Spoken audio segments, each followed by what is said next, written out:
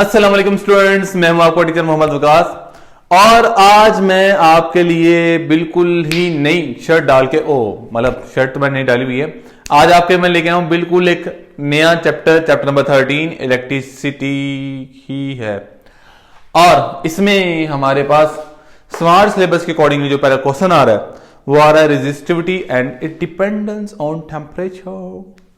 अच्छा, तो इसमें क्वेश्चन कैसे आ सकता है जनाब? इसमें क्वेश्चन आ सकता है डिफाइन रेजिस्टिविटी। रेजिस्टिविटी क्या होती है इसको बताएं and explain briefly the factors on which resistivity depends.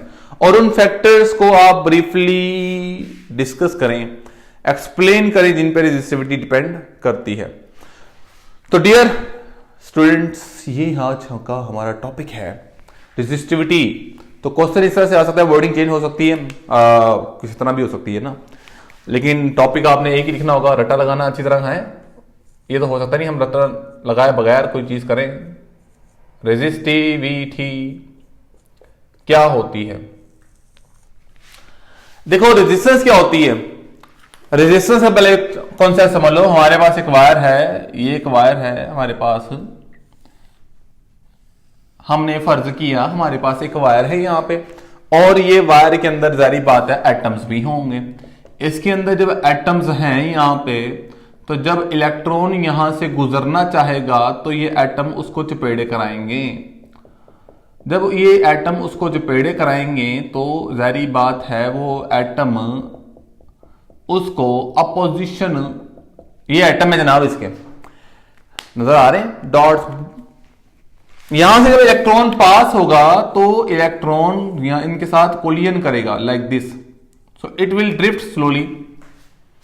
यह है जनाब रेजिस्टेंस के एटम्स की कोलिजन के साथ जो है वो रेजिस्टेंस यहां पे प्रोड्यूस होगी। अब यहां पे एक और कॉन्सेप्ट भी समझ ले। अब अगर मैं वायर की लेंथ बढ़ा दूं, वायर की लेंथ ये 1 मीटर की है, तो अगर हम 2 मीटर की वायर ले लें फिर क्या होगा? जारी बात है अगर 2 मीटर लंबी वायर है तो फिर आपको पता है उसमें आपके पास रेजिस्टेंस क्या उतनी ही रहेगी या बढ़ जाएगी?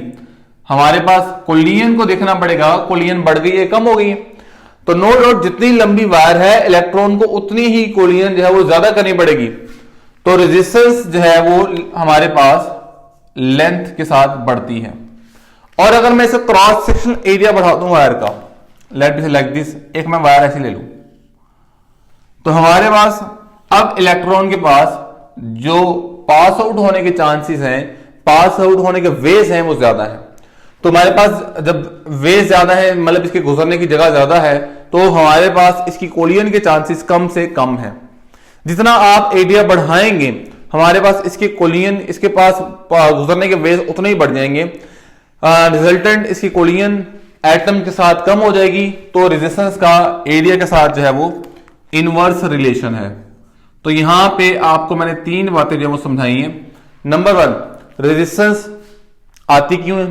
क्योंकि एटम्स के साथ इलेक्ट्रॉन जो है वो कोलिजन करेगा, टकराएगा जाके जो लैटिस के एटम्स हैं उनके साथ। तो वो जो कोलिजन है that means opposition offer to the electron to its motion. Electron की मोशन के अपोज जो है वो अपोजिशन लग रही है, तो that's why it is resistance. और अगर हम लेंथ बढ़ा देंगे तो रेजिस्टेंस बढ़ जाएगी, एरिया बढ़ा देंगे तो रेजिस्टेंस कम हो जाएगी। Now what is resistivity? Resistivity is called specific resistance. It is called specific resistance. Specific resistance. Specific का मतलब क्या होता है? खास खास खास खास खास जनाब। क्या बात है, मैं तो उर्दू की राइटिंग भी कमाल है। अच्छा जी, खास खास रेजिस्टेंस। अब खास रेजिस्टेंस क्या? देखिए ये जो वायर है ना, this is a 3 dimensional structure like this. ये एक 3D स्ट्रक्चर है, इस तरह की वायर होती है ना, 3D स्ट्रक्चर। इसके अंदर एक यूनिट वॉल्यूम, कोई एक छोटा सा डब्बा जिसका वॉल्यूम आप कह लें 1 मिलीमीटर क्यूब या 1 सेंटीमीटर क्यूब या 1 मीटर क्यूब, 1 मीटर क्यूब जो वॉल्यूम है, 1 मीटर क्यूब वॉल्यूम, उसकी जो रेजिस्टेंस है उसकी खास रेजिस्टेंस मतलब यहां पे वायर के अंदर यहां पे जो हमारे पास 1 मीटर क्यूब या 1 क्यूबिक वॉल्यूम है, ये जो हमारे पास यूनिट क्यूब है, इसकी resistance of unit cube, resistance of unit cube, इसकी एक खास रेजिस्टेंस, इस पूरे डब्बे की जो रेजिस्टेंस है दैट इज कॉल्ड रेजिस्टिविटी। अब यहां पे डेफिनेशन में हम क्या लिखेंगे, resistance of 1 metre cube of substance, resistance of 1 metre cube of a substance is called resistivity। अब 1 मीटर क्यूब मतलब इसका मतलब क्या है, 1 मीटर क्यूब, इसका वॉल्यूम कितना है 1 मीटर क्यूब। यहां 1 मीटर क्यूब क्यों है, metre cube is the SI unit, that's why unit cube भी कह सकते हैं। अब इसका हमारे पास जो फॉर्मूला है, अब फॉर्मूला इसका, अच्छा मैंने एक जो है वो यहां बात बताना भूल गया इस चक्कर में कि आज हम नया चैप्टर स्टार्ट कर रहे हैं। मैंने इस लॉन्ग क्वेश्चन का सीक्वेंस नहीं लिखा कि पहले डेफिनेशन आएगी फिर फार्मूला आएगा एंड सो ऑन, क्या चीजें आएंगी। तो यहां से अब आप टॉपिक के साथ साथ कर लें, पहले रेजिस्टिविटी डेफिनेशन आ गई है, दूसरा फार्मूला आ जाएगा, तीसरा इसका यूनिट आ जाएगा, फोर्थ इसकी डेरिवेशन आ जाएगी एंड सो ऑन। फॉर्मूला इसका होता है, इसको हम इसे रिप्रेजेंट करते हैं रो से, डेंसिटी के सिंबल से, जो आप लोगों ने पहले 9th क्लास में पढ़ा होगा। और ये इसको पी नहीं लिखना मेहरबानी करके, आर ए ओवर एल। और इसके यूनिट की बात की जाए, इसके यूनिट क्या होते हैं, रेजिस्टेंस के होते हैं ओम, एरिया के होते हैं मीटर स्क्वायर, लेंथ के होते हैं मीटर, तो मीटर से मीटर स्क्वायर कैंसिल, इसके यूनिट आ जाएंगे ओम मीटर। थोड़ा सा स्पेस देकर लिखना है इनके अंदर, ओम और मीटर के दरमियान space. So this is sequence, resistivity, formula, unit. मैं रेड कलर से जो है वो हाइडिंग्स को प्रोमिनेंट कर रहा हूं, यूनिट। उसके बाद इसकी डेरिवेशन आ जाएगी कि ये फार्मूला आया कहां से, सिंपल सा प्रूफ है इसका, ये मैंने अभी रेस किया, इसमें इसका प्रूफ था। और अगर आपने इसमें वर्डिंग लिखी तो टॉपिक के स्टार्ट में वर्डिंग स्टार्ट हो रही है, derivation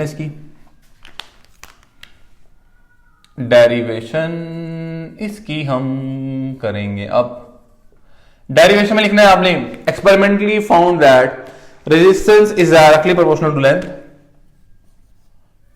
length and inversely proportional to area. Say this is question number 1 and this is question number 2। Combine equation 1 and 2, combine equation 1 and equation 2। तो रेजिस्टेंस हमारे पास आ जाएगी R is proportional to L over A। और जब हम sign of proportionality खत्म कर देंगे तो इक्वालिटी आती है और एक proportionality constant L over A। और यही हमारे पास जो है वो प्रोपोर्शनैलिटी कांस्टेंट ही हमारे पास रेजिस्टिविटी है। It is resistivity. तो इसकी वैल्यू अगर हम निकालें यहां से तो इसकी वैल्यू कैसे आएगी, जारी बात है, ए डिवाइड और जब multiply rho is equal to R A over L. तो जनाब ये इसकी होगी डेरिवेशन, सिंपल सी डेरिवेशन है। उसके बाद या एक बात याद रखें, अगर आपसे पूछा जाए कि रेजिस्टिविटी का लेंथ के साथ क्या ताल्लुक है, तो कोई ताल्लुक नहीं है इसका, क्योंकि ये इनके लिए क्या है, कांस्टेंट आया। और ये बड़े इंपॉर्टेंट एमसीक्यूज आते हैं कि आपके पास एक वायर है, आपने जनाब उसको आधा किया, ये एक वायर है, इसको आपने आधा कर दिया, आपने हाफ कर दिया जनाब, इसको काट दिया आपने इसको दरमियान में से, ठीक है। तो इसकी रेजिस्टेंस पे क्या फर्क पड़ेगा, रेजिस्टेंस हो जाएगी आधी, क्योंकि रेजिस्टेंस का लेंथ के साथ क्या रिलेशन है, डायरेक्ट। तो वायर अगर थी ये 2 मीटर की और आपने इसको जनाब 1 मीटर पे कर दिया, तो तो इसकी रेजिस्टिविटी हो जाएगी, आधी हो जाएगी। लेकिन रेजिस्टिविटी पे क्या फर्क पड़ेगा? कोई फर्क नहीं पड़ेगा, इसकी रेजिस्टिविटी सेम रहेगी इसकी। अगर एरिया बढ़ा दें फिर भी वो रेजिस्टिविटी के ऊपर कोई चेंज नहीं आएगा। हमारे पास रेजिस्टिविटी इन तमाम फैक्टर से इंडिपेंडेंट है, क्योंकि इन तमाम के लिए क्या आई है? प्रोपोर्शनैलिटी कांस्टेंट आई है इनके लिए। तो इसकी अब अपनी डिपेंडेंस होगी जो हमने लॉन्ग क्वेश्चन में बतानी है। तो डिपेंडेंस यहां आप लोग बताएंगे, इसकी डिपेंडेंस नेक्स्ट हेडिंग आ जाएगी डिपेंडेंस। तो ये दो चीजों में डिपेंड करती है।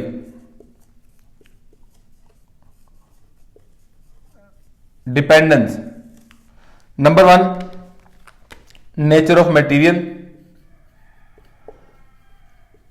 ये मुर्गा बड़ा बदतमीज है, मुझसे किसी दिन चपेड़े खाएगा रख रख के। इस वक्त जनाब रात के बज रहे हैं 4 और ये फिर मुझे डिस्टर्ब कर रहा है। नेचर ऑफ मटेरियल,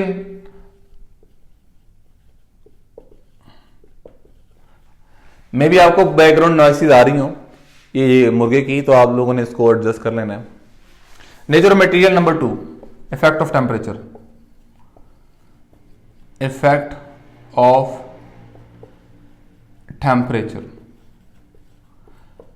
ये डिपेंडेंस लिखने के बाद आप लोगों ने अब यहां पे दो टर्म्स आप लोगों ने यहां पे एक्स्ट्रा डिफाइन करनी है, जो कि हमारे पास यहां से रिलेट करती हैं बेसिकली, तो आप लोग डिफाइन करेंगे। तो यहां तक हमारे पास ये 5 हेडिंग तो पहले आप माइंड में रखें। रेजिस्टिविटी, फार्मूला, यूनिट, डेरिवेशन और डिपेंडेंस। अब मैं और टर्म बता रहा हूं, फिर हमने आना है नेचर ऑफ मटेरियल के लिए यहां पर टेबल बना हुआ है, उसको हम फिलहाल नहीं बता सकते। हम नेक्स्ट चलेंगे इफेक्ट ऑफ टेम्परेचर की तरफ, के रेजिस्टिविटी का वैसे टेबल में डिफरेंट सब्सटेंसेस की रेजिस्टिविटी गिवन है, आप वहां से देख सकते हैं कि नेचर ऑफ मटेरियल से रेजिस्टिविटी चेंज होती है। एक इफेक्ट ऑफ टेम्परेचर ब्रीफली हमने एक्सप्लेन करना है यहां पे। तो अब हम नेक्स्ट जो दो टर्म्स हैं वो मैं आपको लोग बता दूं। एक टर्म है कंडक्टेंस है और दूसरी है कंडक्टिविटी। वो हम इसके साथ यहां पे डिफाइन कर देंगे। कंडक्टेंस,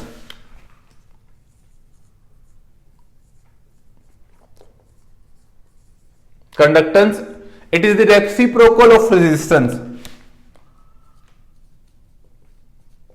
रेसिप्रोकल ऑफ रेजिस्टेंस,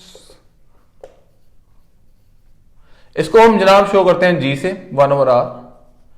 इसके यूनिट होते हैं, यूनिट एक्चुअली इसकी इंपॉर्टेंट है, एमसीक्यूज में भी समटाइम आते हैं। मिहो होते,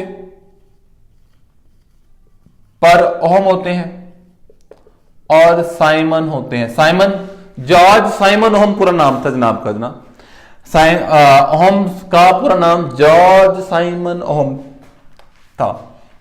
तो ये कंडक्टेंस। उसके बाद कंडक्टिविटी,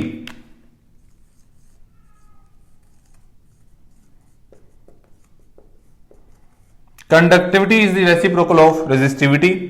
इसको हम सिग्मा से शो करते हैं like this.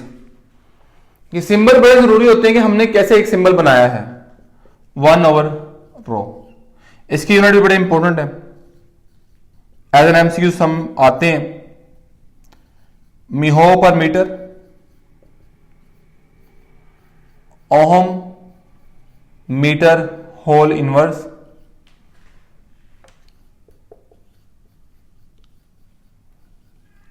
Simon per metre भी होते हैं।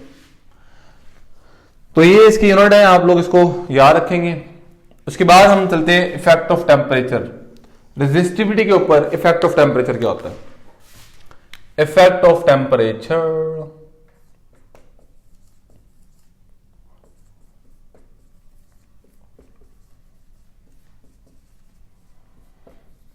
इफेक्ट ऑफ टेम्परेचर हमारे पास एक शॉर्ट क्वेश्चन भी आएगा इसमें। और इफेक्ट ऑफ टेम्परेचर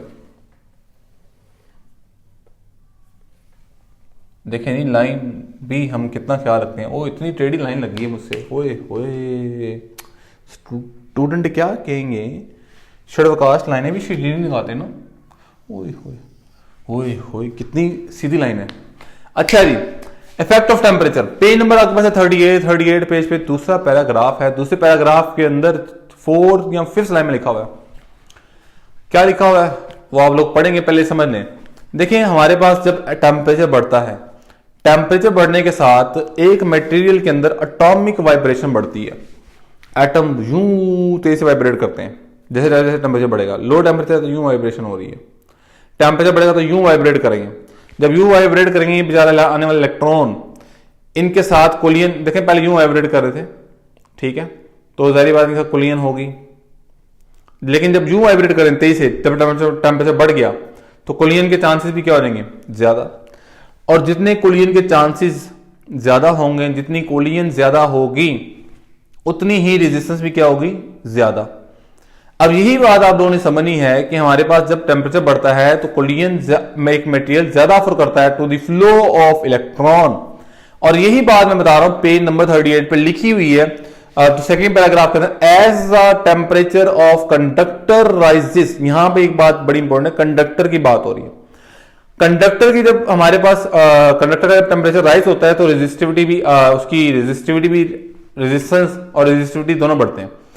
यहां पे यही लाइन आप लोग पढ़ेंगे सारा पैराग्राफ तो आपको समझ आ जाएगा कि हमारे पास इसका आंसर क्या है।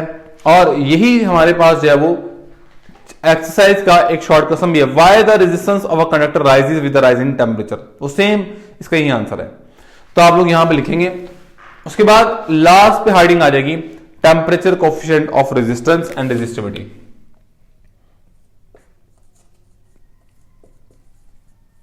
Temperature coefficient of resistance and resistivity.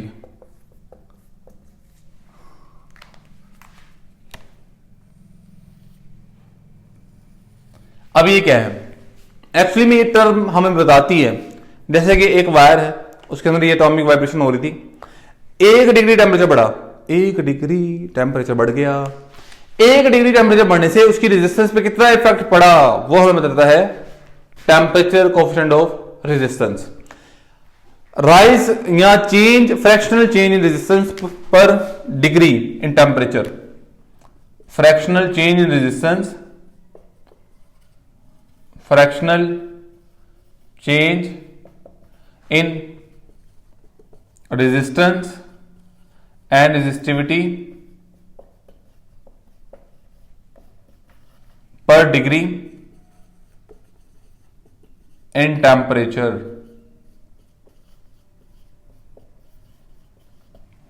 और यहां पे इसको हम डिनोट करते हैं अल्फा से। रेजिस्टेंस की फॉर्म में इसकी फॉर्मूला होता है R T minus R naught over R naught T. अगर रेजिस्टिविटी की टर्म में देखा जाए तो रेजिस्टिविटी टर्म में इसका फॉर्मूला होता है rho T minus rho not T. तो जनाब ये इसकी हमारे पास इक्वेशन है, इनके प्रूफ की तरफ जाने की जरूरत नहीं है। प्रूफ अगर कहेंगे तो मैं आप लोगों को करवा दूंगा, लेकिन इसकी जरूरत नहीं है फिलहाल। जाते जाते टेबल में आप लोग जरूर देखिएगा कि ऐसे कौन से सब्सटेंसेस हैं, महा सब्सटेंसेस होंगे जिनकी रेजिस्टेंस जो है वो टेम्परेचर के साथ डिक्रीज होगी, वो आप लोगों ने देखनी है। So this is our today topic, resistivity and dependence. I hope कि आप लोगों को समझ आ गया होगा। थैंक यू सो मच, अल्लाह हाफिज।